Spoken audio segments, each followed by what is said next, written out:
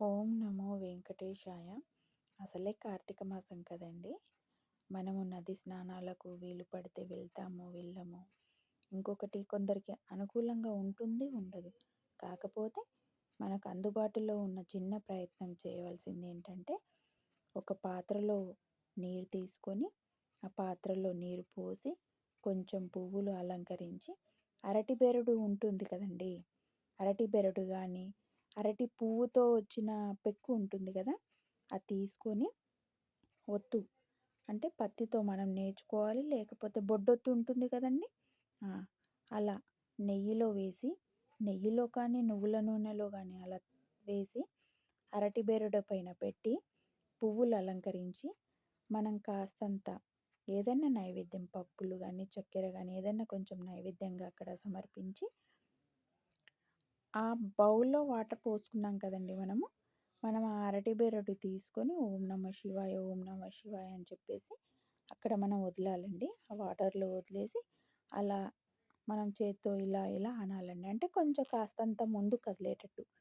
అలా అలా అంటూ ఉంటే కాస్తంత ముందుకెళ్తుంది.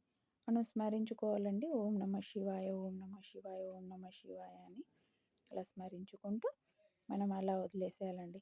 అసలే చాలా పవిత్రమైన రోజులండి కార్తీక మాసం అంటే.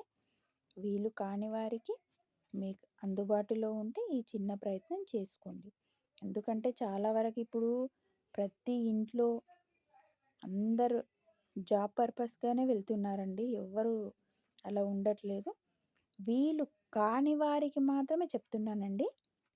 మీకిష్టమైతే మీ అందుబాటులో అవసరాన్ని బట్టి చేసుకోండి. అంతకే. నాకైతే ఇది మీతో షేర్ చేసుకోవాలనిపించిందండి. అందుకే మీ అందరికీ నేను నీతో షేర్ చేసుకుంటున్నాను. ప్లీజ్ సబ్స్క్రైబ్ చేసుకొని, షేర్ చేసి, కామెంట్ చేయండి. మీకిష్టమైతే లైక్ చేయండి. ఈ మెసేజ్ ఇంకొంతమందికి చేరవేస్తారని నేను అనుకుంటున్నానండి. నా వరకు నా ప్రయత్నం నేను చేశానండి. కార్తీక మాసం అసలే చాలా పవిత్రమైన రోజులండోయ్! శివయ్యని స్మరించుకొని ఆయురారోగ్యాలతో బాగుండాలని, అందరూ బాగుండాలని దేవుణ్ణి స్మరించుకొని ఓం నమః శివాయ, ఓం నమః శివాయ, ఓం నమః శివాయ అనండి.